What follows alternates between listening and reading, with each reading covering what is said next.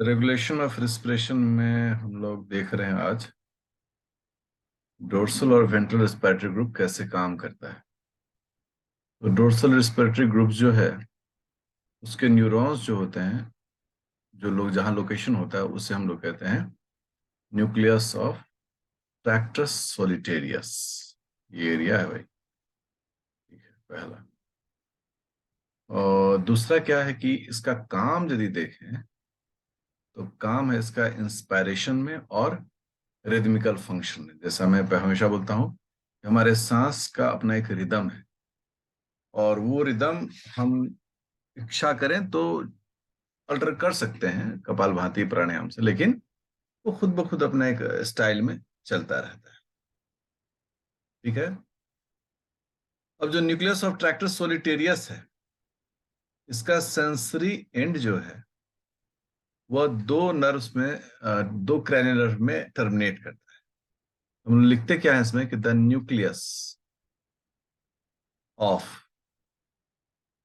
Tractus सोलिटेरियस, हाँ सोलिटेरियस, टेरियस, हाँ, is also sensory end. इसका अपना एक सेंसरी इंड होता है, सेंसरी इंड दैट टर्मिनेट, जो कहाँ एंड होता है, टर्मिनेट इन बोथ। अब देखिए यहां बोथ लिख दिया, मतलब दो, कौन कौन सा? A vagus cranial nerve, vagus cranial nerve, number 10, and glossopharyngeal, glossopharyngeal pharyngeal cranial nerve, number 9। तो कहीं ना कहीं क्रैनियल नर्व के साथ इनका अपना एक संबंध है। और वेगस के बारे में लोग जानते हैं, सिंपैथेटिक वेगस, ये ऑटोनोमिक फंक्शंस को बहुत तरीके से करता है। अब ये जो दोनों हैं वो करते क्या है, ये जो 10th और 9th क्रैनियल नर्व्स हैं, वेगस एंड ग्लोसोफेरेंजियल, ये सेंसरी सिग्नल्स को ट्रांजिट करते हैं। मतलब ये अब उसको भेजेंगे, कहाँ भेजेंगे? हाँ, तो दे ट्रांजिट, क्या करते हैं? Transit sensory signals, sensory signals into the the मतलब ब्रेन, ब्रेन के पार्ट में, जो कहाँ से आता है? From lungs. तो लंग्स अगर कोई सेंसरी अपना सिग्नल भेज रहा है तो वो सिग्नल इन्हीं के माध्यम से ब्रेन तक पहुंचता है। अब लंग्स में इस तरह के कौन कौन से सिग्नल्स होते हैं? तो पहला है केमिकल सिग्नल, जिसको हम बोलते हैं chemico chemical receptors, chemical receptors के सिग्नल्स। अभी इसको इसको भी डिटेल करना है। दूसरा, ये लंग्स प्रेशर भी तो महसूस करता है, उसको कहते हैं बैरो रिसेप्टर्स। बैरो रिसेप्टर्स क्या महसूस करते हैं? प्रेशर, कि फेफड़ा में कितना हवा का प्रेशर है, इसका भी एक सेंस होता है।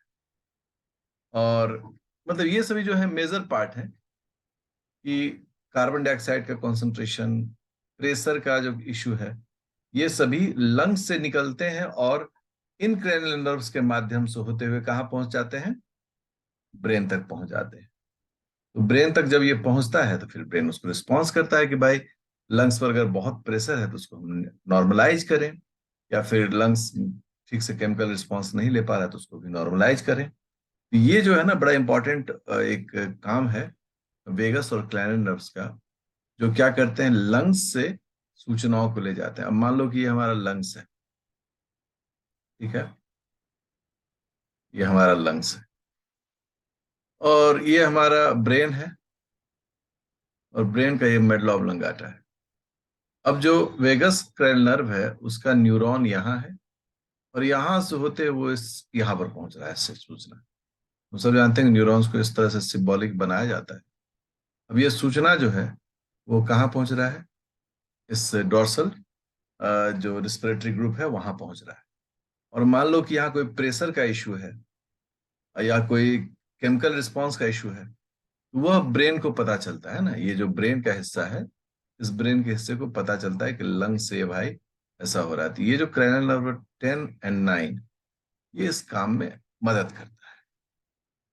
ठीक है। जो इंस्पायरेशन है, जो हम सांस लेते हैं, उसका जो सिग्नल होता है उसका एक खास नाम है, जिसे बोलते हैं रैंप सिग्नल। तो inspiratory signal, inspiratory signals are called, क्या कहलाता है ये? Ramp signal. रैंप टर्म जो है वो सामान्यतः उस इलाके को कहा जाता है। सिग्नल, ये क्या हो गया? Signal, signal. रैंप उस एरिया को कहा जाता है, यूजुअली फैशन शो में हम देखते हैं एक पट्टी बना हो रहता है चलने के लिए, और उस पर मॉडल जो होते हैं वो एकदम संभल कर एक स्टाइल में चलते, एक रिदम में चलते हैं। अगर आप किसी भी कैटवॉक को देखें, आप देखेंगे सब एक ही रिदम में चलता है। तो इंस्पायरेटरी सिग्नल को रैंप सिग्नल भी कहा जाता है। क्यों? क्यों कहा जाता है? क्योंकि एक साइक्लिक सिग्नल है। क्या ये एक साइक्लिक इवेंट है? जो इंस्पायरेटरी सिग्नल्स होता है, क्या होता है? वो एक साइक्लिक है। इंस्पायरेशन, एक्सपायरेशन, फिर से इंस्पायरेशन, एक्सपायरेशन, फिर से इंस्पायरेशन। ठीक है ना? ये जो सिग्नल होता है वो क्या होता है? वो साइक्लिक होता है। ठीक है। और ये जो सिग्नल होता है और वीक होकर ये बढ़ता है 2 सेकंड तक। और फिर अगले 3 सेकंड तक क्या होता है? ये फिर से स्लो डाउन होने लगता है, सीज होने लगता है। तो अगर आप देखें सांस के लेने की रफ्तार को अगर महसूस करें, तो आप देखेंगे कि सांस जो होता है वो पहले धीरे से लेना शुरू करता है, फिर लिया और फिर रुका, फिर रुक गया और फिर एक्सपायर किया। इंस्पायरेशन एक्सपायरेशन क्या होता है? हमारा एक ही लंग्स ये दोनों काम करता है। तो शुरू हुआ, हवा लिया और फिर एक्सपायर किया, मतलब हवा को छोड़ा। हवा को छोड़ के जहां हवा खत्म हो रहा है, फिर से वो सांस लेने की प्रक्रिया शुरू कर देता है। इट इज लाइक अ। तो ये जो रैंप सिग्नल है ये करता क्या है?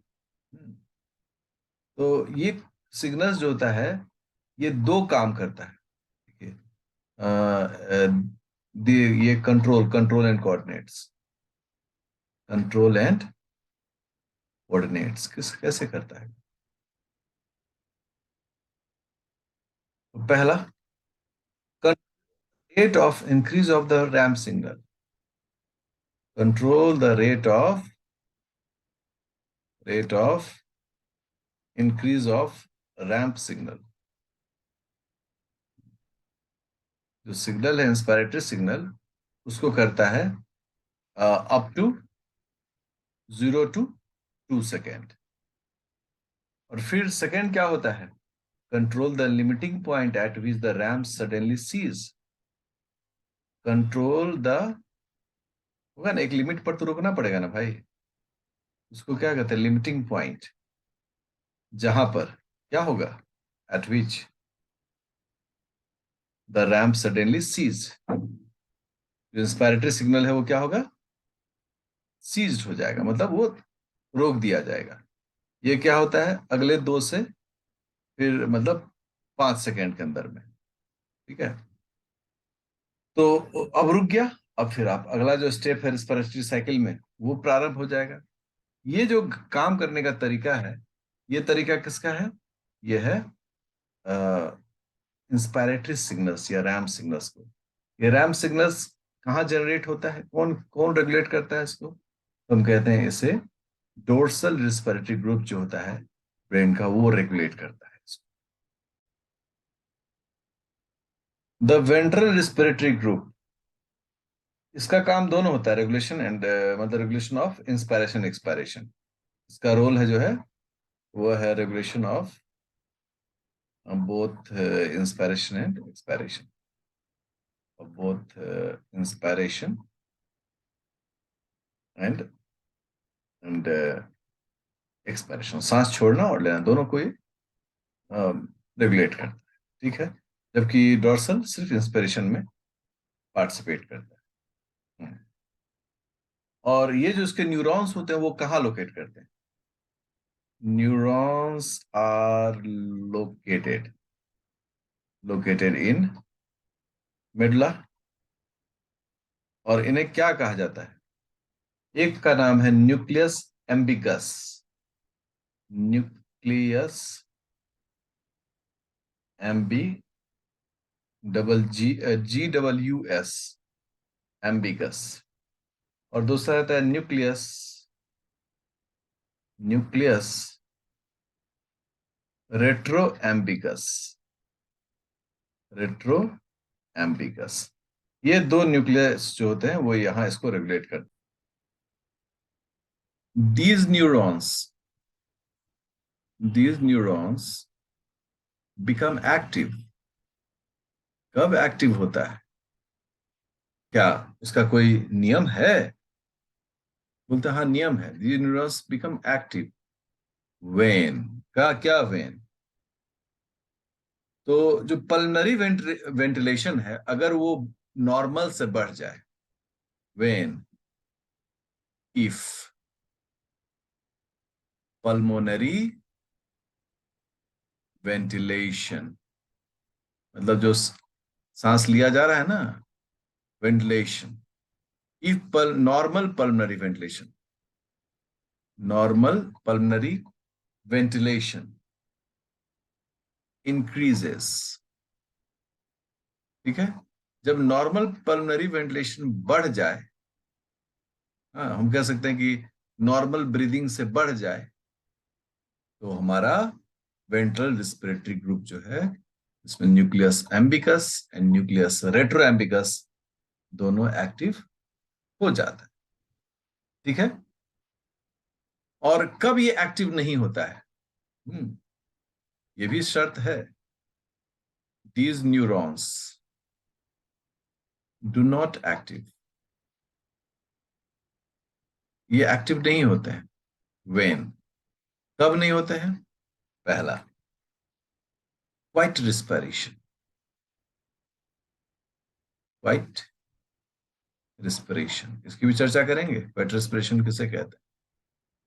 जब एकदम नॉर्मल ब्रीदिंग चल रहा है ना, आराम से, ये कहीं चैन से बैठे हुए हैं, सांस एक रफ्तार में धीरे धीरे आराम से चल, उस वक्त इस सेंटर का एक्टिविटी होने का कोई मतलब नहीं है। और जब दूसरा क्या है, जब बेसिक रिदम बेसिक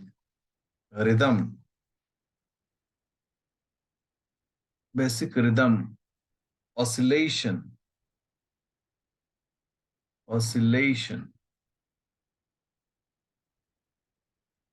आपका जो रिदम है सांस का, वो आराम से ले रहे हैं, आराम नहीं करते, योग में बोलते हैं अब आराम से सांस लीजिए, सांस छोड़िए, उस पर ध्यान दीजिए। तो उस पर हम ध्यान देंगे, लेकिन हमारा ये जो न्यूक्लियस एम्बिगस है और न्यूक्लियस रेट्रो एम्बिगस है, इसका ध्यान नहीं जाएगा, क्योंकि नॉर्मल पल्मनरी वेंटिलेशन में कोई इसका रोल नहीं है। कब रोल है? अचानक से आप अब तेजी से सांस लेने लगे, अचानक से आपने अपने बेसिक रिदम, जो आप मान लो कि 5 सेकंड में एक बार सांस लिए छोड़ रहे थे, उसको आपने तोड़ दिया। अब आप 3 सेकंड में ले रहे हैं, पूरा सांस का साइकिल पूरा कर रहे हैं, या 2 सेकंड में आप सांस का साइकिल, दौड़ने लगे, डर गए, घबरा, इस सब कंडीशन की जैसे ही बात आएगी, तुरंत आपका वेंट्रल रिस्पिरेटरी सेंटर जो है वह एक्टिव हो जाएगा, और उसमें न्यूक्लियस एम्बिगस और न्यूक्लियस रेट्रो एम्बिगस के जो कुछ कुछ अलग अलग न्यूरॉन्स होते हैं वो अपना काम शुरू कर देंगे। न्यूमोटैक्सिक सेंटर का जो रोल है ना, वो थोड़ा सा हटके है रोल। क्यों हटके रोल है? क्योंकि जो नॉर्मल हमारा ब्रीदिंग है, आराम से हम 500 मिलीलीटर ले रहे हैं या आधा हाफ लीटर ले रहे हैं एयर, छोड़ रहे हैं, कूल है, कोई हमको अलग से उसमें कोई झाग झमेला नहीं। लेकिन आप सोचें कि अचानक से हमने कुछ प्राणायाम के स्टेप प्रारंभ कर दिए, और उसमें क्या है कि हम जितना सांस जितने देर सांस ले रहे हैं नॉर्मल, हमने कहा कि नहीं, अब जो हम 5 सेकंड में सांस पूरा नहीं करेंगे, हम 3 सेकंड में सांस पूरा कर रहे हैं। और आपने अपने रिस्पिरेटरी रेट को जो है ना, वो बढ़ाना शुरू कर दिया, है ना, उसको इंक्रीज करना शुरू कर दिया। अभी हमारा रिस्पिरेटरी रेट क्या है? तो मान लो कि हम मान लें कि हमारा रिस्पिरेटरी रेट 14 बार रिस्पिरेशन हम 1 मिनट में कर रहे हैं। अब हमने अपने इसको ब्रीथ को बढ़ा दिया, अब हम कर दिए 25, अब हम कर रहे हैं 30, यह हमारे नर्वस, ये हमारे जो रेस्पिरेटरी सेंटर है उसको क्या कर रहा है, उसको स्ट्रॉन्ग सिग्नल दे रहा है। जब ये स्ट्रॉन्ग सिग्नल देगा तो जो रेट ऑफ ब्रीदिंग है वो कई गुना बढ़ता है। ठीक है, तो पहले ये क्या करता है कि इसका यदि रोल की बात करें तो पहला रोल है लिमिटिंग। इसको लिमिटिंग कर रहा है, limiting the duration of inspiration, duration of inspiration. ठीक है। सेकेंड क्या कर रहा है ये, इंक्रीजिंग रिस्पायरेटरी रेट, इसको बढ़ा रहा है ये, रिस्पायरेटरी रेट को बढ़ा रहा है, इंक्रीजिंग रिस्पायरेटरी रेट। और रिस्पिरेटरी रेट को मतलब कई गुना बढ़ा रहा है। जैसे नॉर्मल जो रिस्पिरेटरी रेट वो क्या है, वो 14 पर मिनट से ये बढ़ाकर 30 to 40 पर मिनट कर देगा। आप सोचें, लगभग 2 से 3 गुना 4 गुना तक ये बढ़ाता है। और जैसे ही इतना तेजी से बढ़ाता है वैसे ही जो न्यूमोटॉक्सिक टैक्सिक सेंटर है उसके न्यूक्लियस एक्टिवेट होते हैं। तो nucleus of the pneumotaxic centre, टैक्सिक centre, इसका भी कुछ नाम होगा, ऐसे तो बिना नाम का होगा नहीं। इसका नाम है न्यूक्लियस पारा पारा ब्रैकियलिस, ब्रैकियलिस, न्यूक्लियस पारा ब्रैकियलिस इसका नाम है, और ये न्यूमोटैक्सिक सेंटर का है। तो ये जो न्यूक्लियस पारा ब्रैकियलिस है ये अपर बोन्स में रहता है।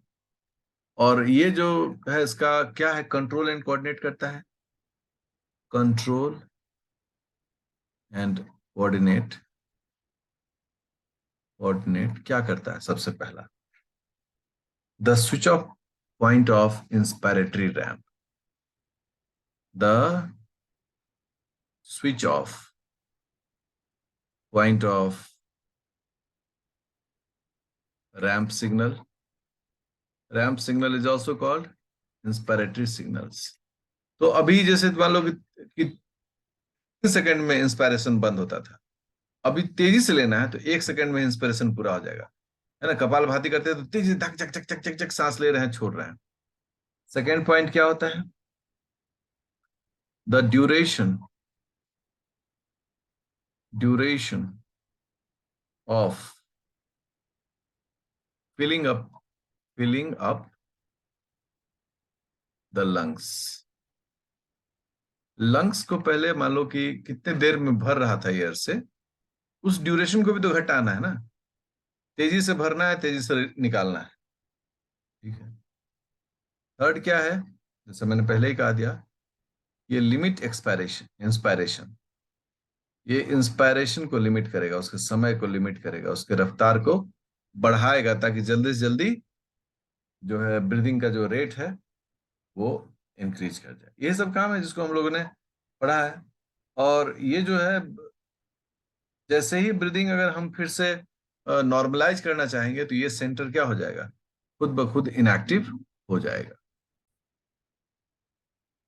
ये हेयरिंग ब्रीवर इन्फ्लेशन रिफ्लेक्स जो है वह बेसिकली लंग्स के वाल में पाए जाने वाले स्ट्रेच रिसेप्टर पर डिपेंड करता है। कि जब हम लंग्स में हवा भरते हैं तो एक कैपेसिटी तक तो लंग्स में हवा भरा रहा है, लेकिन जैसे ही एक लिमिट पर पहुंचते हैं ये सारे जो स्ट्रेस रिसेप्टर्स होते हैं वो क्या हो जाते हैं, वो एक्टिव हो जाते हैं। और एक्टिव होकर वो एक सिग्नल भेजना शुरू करते हैं। सिग्नल ये होता है कि भाई लंग्स में बहुत हवा भर गया है, लंग्स में हवा भर गया है, और लंग्स में हवा भर गया, और अब जो है भाई आप ज्यादा सांस मत लीजिए नहीं तो मामला गड़बड़ भी हो सकता है। हम ऐसा नहीं बोलेंगे कि लंग्स फट जाएगा, लेकिन वो एक एक्स्ट्रा प्रेशर जो है वो, तो इस वक्त क्या होना चाहिए कि जब हम सांस ले रहे हैं तो दैट इज इंस्पिरेशन। अभी अभी यहाँ पर कौन सा सिग्नल एक्ट कर रहा है, इंस्पायरेटरी सिग्नल। स्ट्रेच रिसेप्टर जैसे ही एक्टिवेट होगा ये इंस्पायरेटरी सिग्नल ऑफ हो जाएगा और वापस हवा निकलना शुरू, एक्सपायरेशन शुरू हो जाएगा।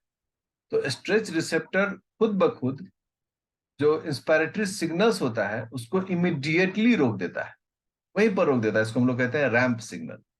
उसको वहीं पर रोक देता है और रोक कर तुरंत उस लंग्स के फूलने की जो एक लिमिट है उसको मेंटेन करता है, और ताकि लंग्स के हेल्थ पर कोई असर ना पड़े।